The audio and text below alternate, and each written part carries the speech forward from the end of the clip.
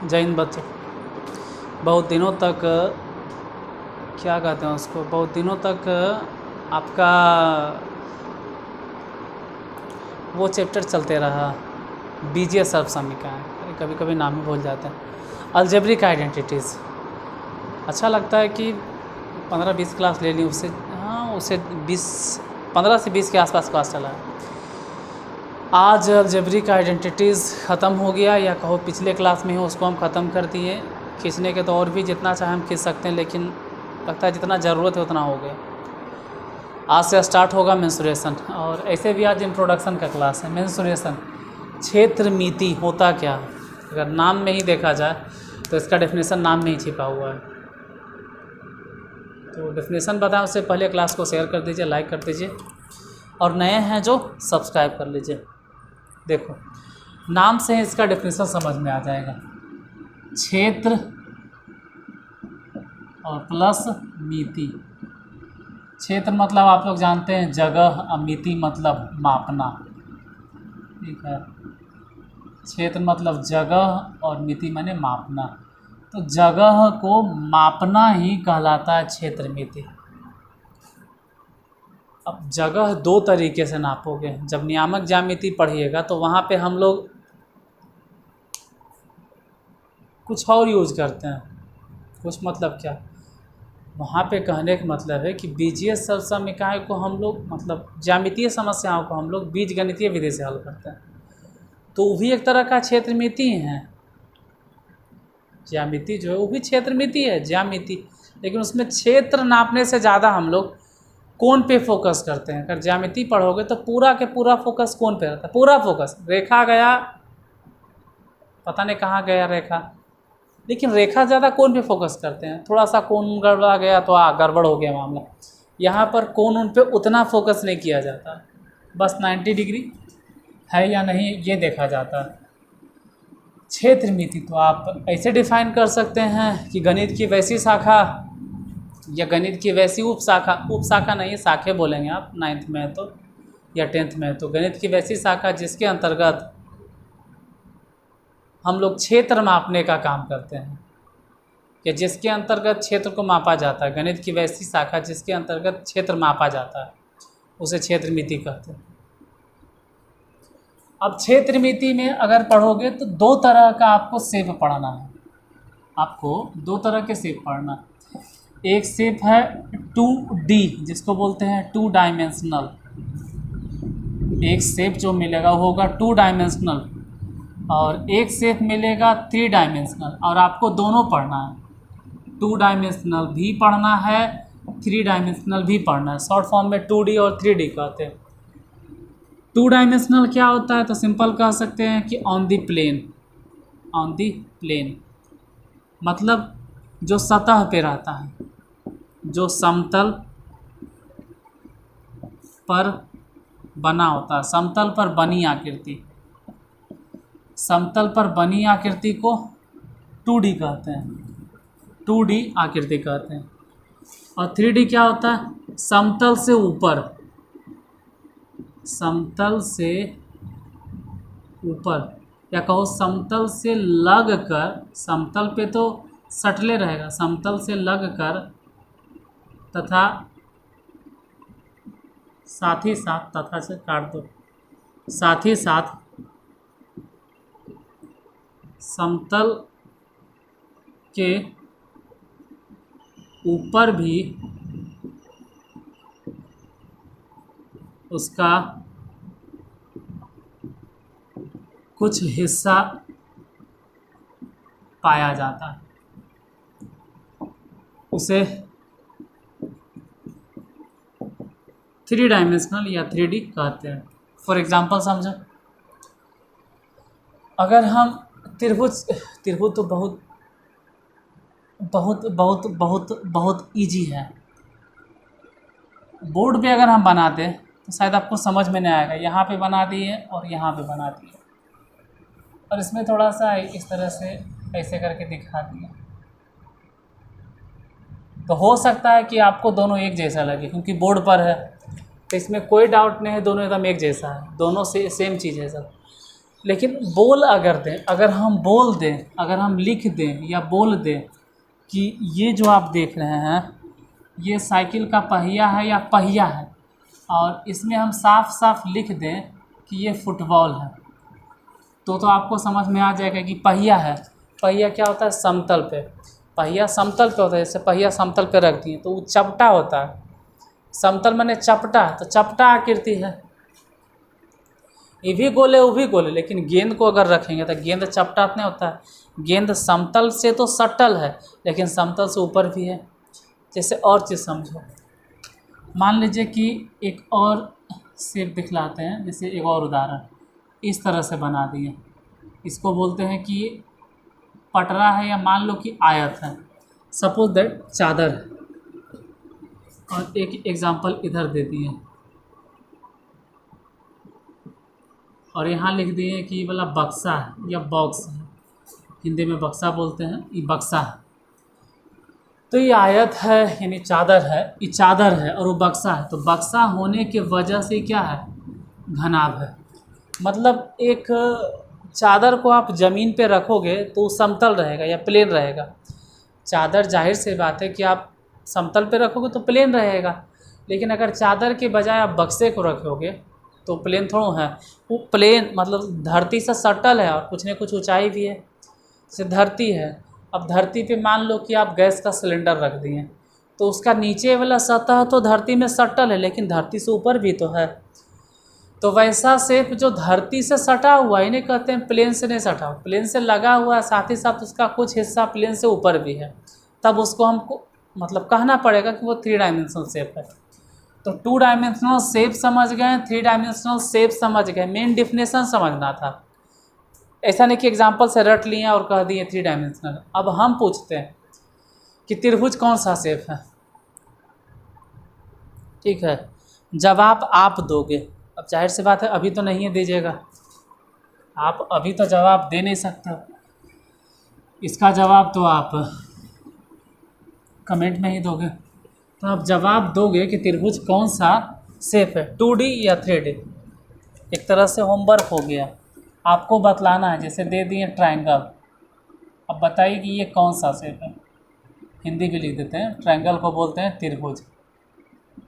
एक चीज़ और दे देते हैं, मान लो कि स्फेयर दे दिए, स्फेयर इसको बोलते हैं गोला, ये बताए कौन सा शेप है।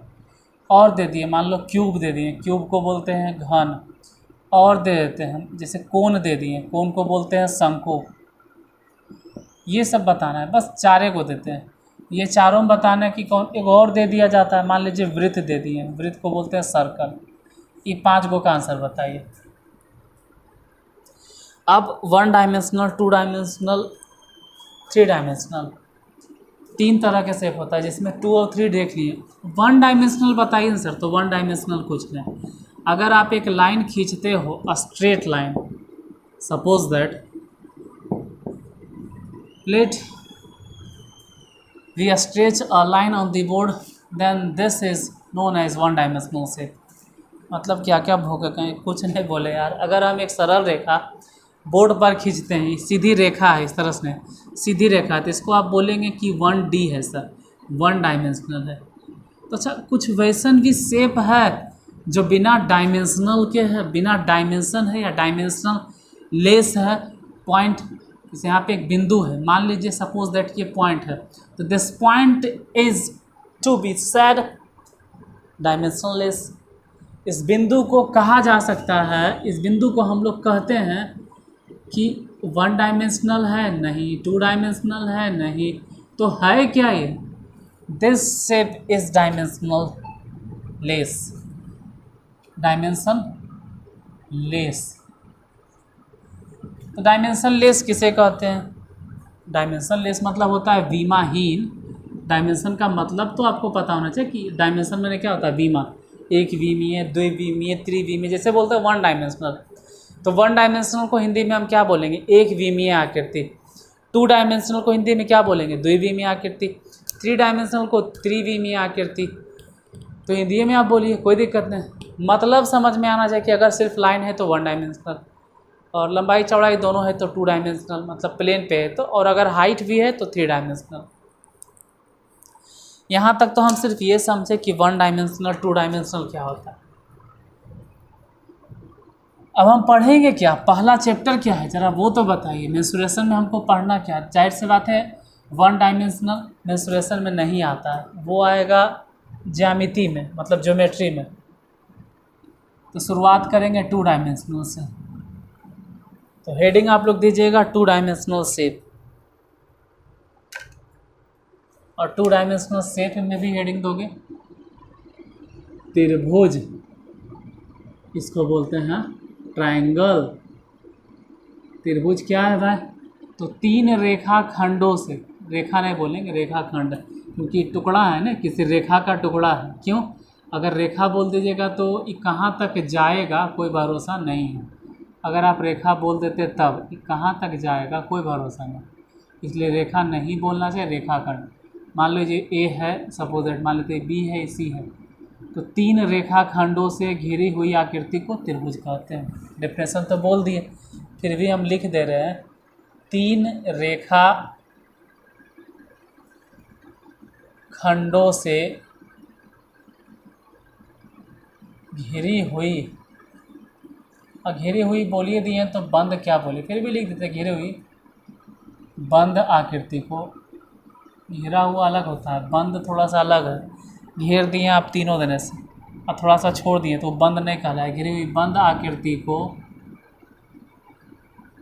त्रिभुज कहते हैं।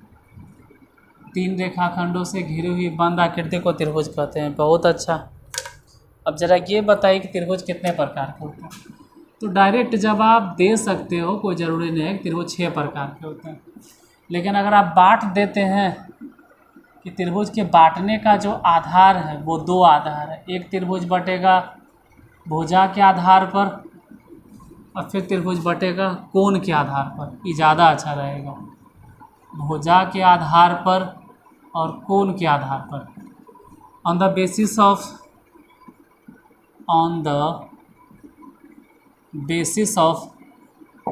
sides, or we can say that arms, मतलब on the basis of sides, इधर कह सकते हैं ऑन द बेसिस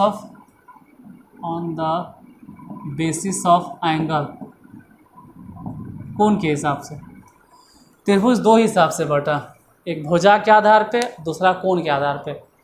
अगर भुजा के आधार पे देखोगे तब भी 3 प्रकार के त्रिभुज, कोण के आधार पे अगर आप देखिएगा तब भी 3 प्रकार के त्रिभुज। जैसे भुजा के आधार पे देखिए, पहला, दूसरा और तीसरा। भुजा के आधार पे समबाहु त्रिभुज, समबाहु त्रिभुज। फिर हो गया समद्विबाहु त्रिभुज, समद्विबाहु त्रिभुज।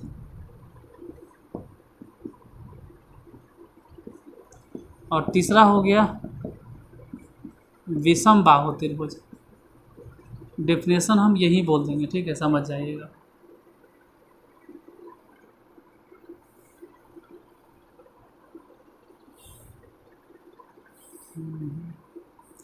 कोण के आधार पे, कोण के आधार पे भी 3 गो हैं। एक हो गया समकोण, चलो समकोण से पहले न्यून कोण देख लेते हैं। न्यून कोण त्रिभुज,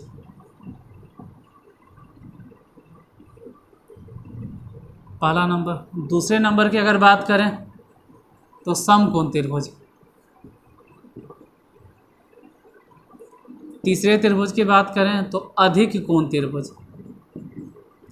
हम कोण नहीं समझा रहे, ऐसा नहीं कि कोण के बारे में बता रहे, हम त्रिभुज के बारे में बोल रहे हैं। अधिक कोण त्रिभुज, ये 3 तरह के त्रिभुज हो गए। इसका एक बार स्क्रीनशॉट ले लो, फिर डेफिनेशन आपको बता देंगे हम।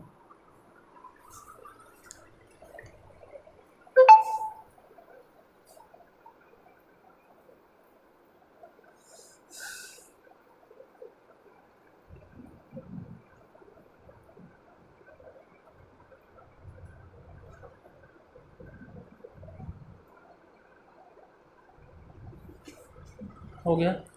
अच्छा, 1 मिनट, एक चीज़ और इसमें इंग्लिश में ही बोल देते हैं।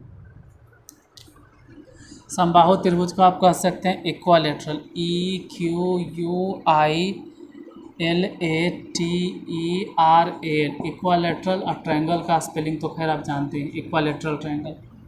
ब्लू पेन से लिख देते हैं।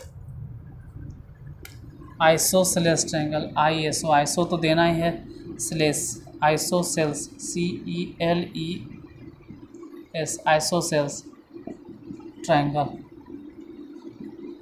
और अगर विषम बाहु की बात करें तो scalene, SCALENE, scalene triangle, scalene triangle. न्यून कोण त्रिभुज, अगर न्यून कोण त्रिभुज की बात करें तो एक्यूट एंगल्ड ट्रायंगल। समकोण त्रिभुज की अगर बात की जाए तो राइट एंगल्ड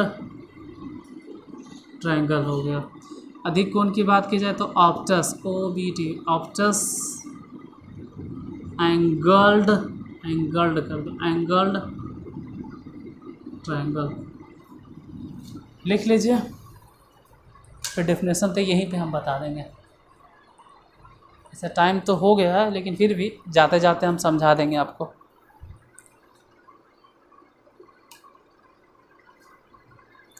ये मेरे हिसाब से रहता है, रहने देते हैं, टाइम हो गया है, ज़्यादा खींचते नहीं हैं, इतने छोड़ देते हैं। त्रिभुज समझ गए, त्रिभुज को दो आधार पे बांटा गया, कोण के आधार पे, भुजा के आधार पे।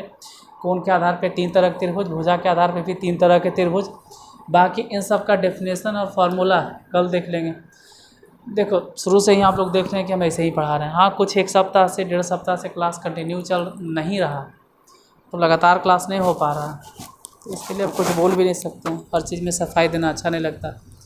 चलिए, क्लास अगर अच्छा लगा हो तो लाइक से सब्सक्राइब कर दीजिएगा। फिर मिलते हैं कल सेम टाइम पे।